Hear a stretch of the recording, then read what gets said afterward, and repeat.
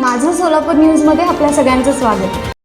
शिवसेनेकडून सोलापुरातील ज्योती वाघमारे राज्यसभेसाठी अर्ज दाखल करणार आहेत। ज्योती वाघमारे हे विधान भवनामध्ये दाखल झाले असून एकनाथ शिंदे यांच्या उपस्थितीमध्ये वाघमारे अर्ज भरणार आहेत।